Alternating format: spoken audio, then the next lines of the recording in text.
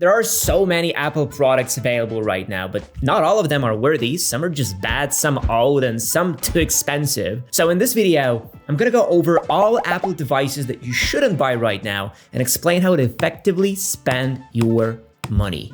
Let's begin, shall we? Starting off with a very strong case against the iPhone SE 3, don't even need to say anything. The SE is old in every way you look at it. It has an outdated design that's 10 years old by now, has a very small screen, 4.7 inches. Yes, it does have pretty modern internals inside and the support for 5G, but that powerful A15 is paired with a minuscule battery that cannot even last a full day. Also, it has only one 12 megapixel camera that doesn't even have night mode, which is absolutely crazy if you ask me. Sure, the algorithms and image processing kind of make up for the lackluster hardware, but it's not enough really. Then there's a Lightning port, and I'm not even talking about the price. $429 for such a device is way too much. But the main reason to not buy it comes not from the weaknesses of the phone itself, but from the fact that the SE4 is just around the corner. There have been a ton of rumors about it and even a leaked CAD showing us the updated design. The SE4 will also have a single camera, but it's going to be a 48 megapixel module. The display will finally be somewhat modern, 6.1 inches with a notch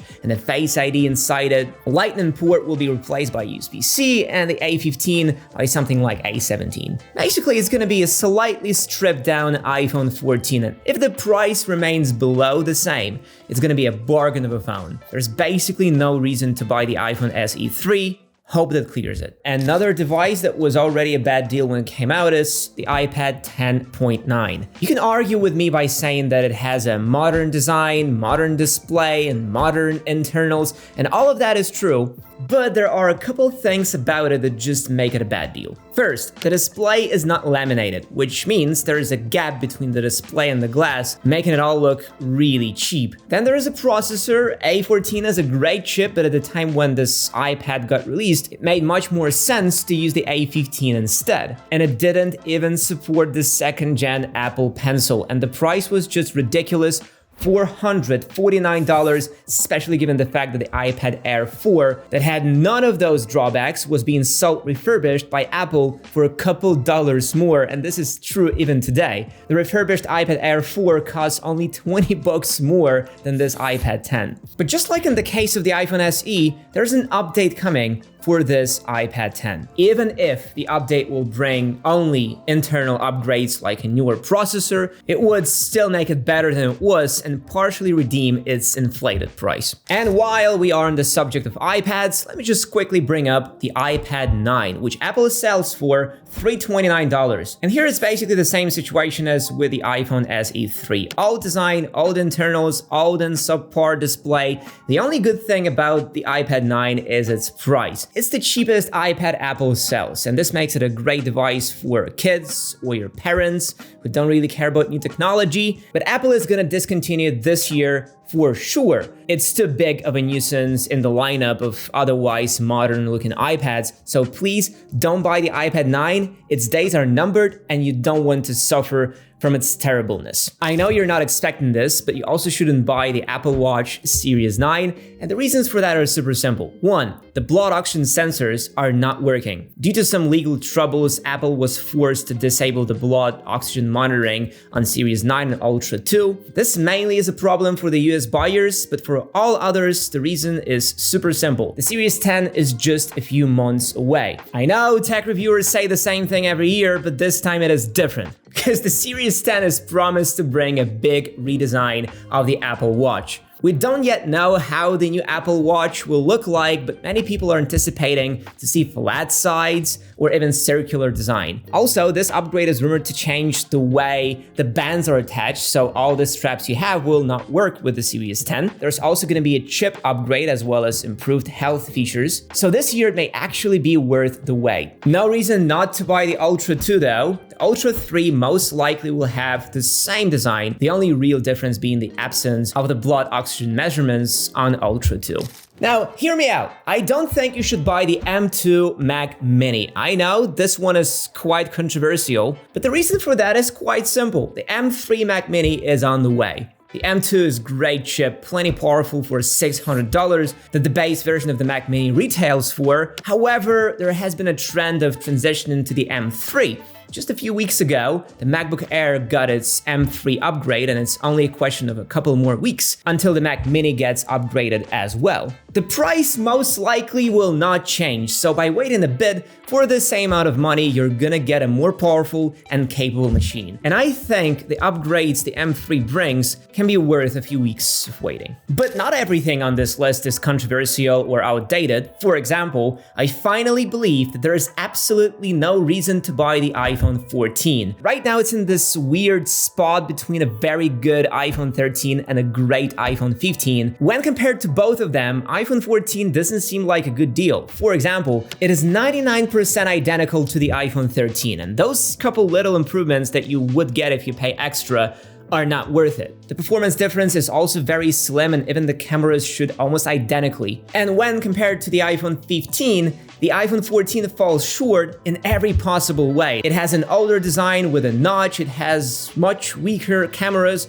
worse performance, and so on. No matter how you put it, the iPhone 14 is just unnecessary. People who value money will buy the iPhone 13, and the ones who want innovations will buy the iPhone 15. I admit the 14 is not a bad phone, it's just not the best one. It doesn't have a 48 megapixel camera as the 15, and it doesn't have that fantastic price to features ratio of the iPhone 13. Sure, it has a bigger version with a 6.7-inch display, but if the rumors are true, the plus-sized iPhone 14 has shown the worst sales numbers out of the bunch.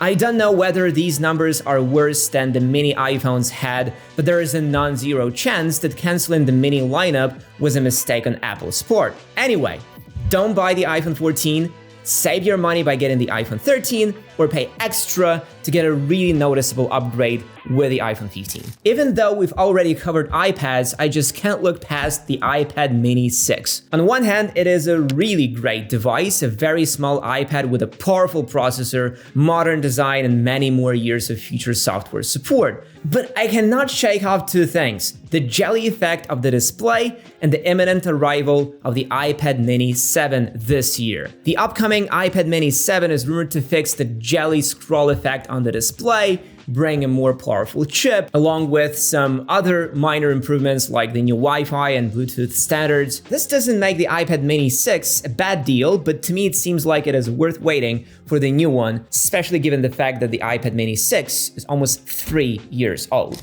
Now let's talk about AirPods, because here the situation is really dire. For example, Apple still sells the AirPods 2, which came out in 2019. It's been almost 5 years and they're still selling it for $129. This is simply ridiculous for such an old and outdated pair of earphones. The design is super old, the audio quality is also much worse than what the newer models can offer, and there is basically no benefit of going for the AirPods 2. Especially right now. Just don't buy them if you don't want to waste your money. Also, don't buy the AirPods 3. I know this can make some people mad, but let me explain. The AirPods 3 came out in 2021, and it's been almost 3 years since then, which is much longer than a typical pair of AirPods goes without an update. Sure, these AirPods are very much modern, they sound nice, have spatial audio, and cost only $169. So where's the catch? Well, it all comes down to their age and the upcoming AirPods 4. You might say that almost all of my suggestions are based on rumors and leaks, but this time it's different. By EU laws, Apple is obligated to fully switch to USB-C by the end of 2024, and the AirPods 3 are still using the Lightning connector. So by the end of 2024, most likely in March or June, we will see the AirPods 4, and the leaks here are very interesting. Apparently, Apple plans to release 2 versions, one with noise cancelling and another one without. I'm sure that the more expensive version will not be better than the AirPods Pro 2, but even if this leak turns out to be incorrect, and the only noticeable upgrades will be the connector and the chip inside, it would still be enough to justify the wait. And for exactly the same reasons, there is no sense in buying the AirPods Max. They're also long overdue for an upgrade, so at least we're gonna get a new charging port, better chip, improved sound quality, and noise cancelling. Trust me, if you're ready to spend $550 for a pair of AirPods, you surely don't want to waste your money. So do yourself a favor and wait for a few weeks, at least until the WWDC engine. Now it's time to talk about accessories, starting with the fine woven case for the iPhone 15. I'm not gonna go round and round about it, just say what everyone has in their minds. That is just terrible case, right? This new fine woven material isn't particularly durable, gets dirty really easily, and doesn't look good after a few months of use. Apple has discontinued leather cases to replace them with this monstrosity, and any sane person would just ignore the fine woven cases and buy something else instead. Trust me, it's not worth your money. I would also like to point out that if you already have an iPad, it might not be a good time to buy the Magic Keyboard for it. The current one is undoubtedly great, but an updated version apparently is also very close. According to Gurman, the frame and the area around the keyboard in the new Magic Keyboard will be made from aluminum, while the exterior shell will have the same silicone cover material. Apple also plans to implement a larger trackpad that more closely resembles the trackpad of the MacBook to better mirror the experience of typing and navigating on a Mac. The same goes for the Apple Pencil as well. Apple is working on the 3rd gen Apple Pencil that will be a successor to the 2nd gen model. There have been a few Apple Pencil rumors over the past 3 years, but it's not entirely clear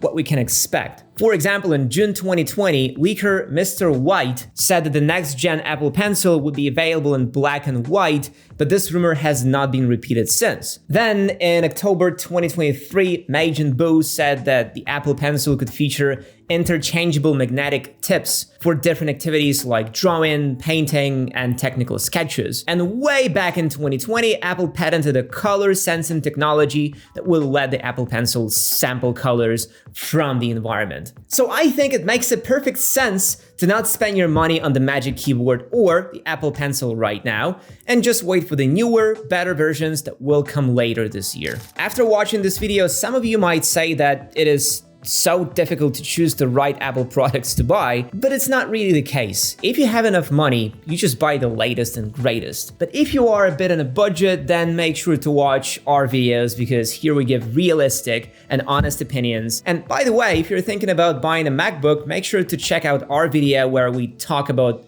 all Apple silicon chips and explain which Mac should every type of user buy.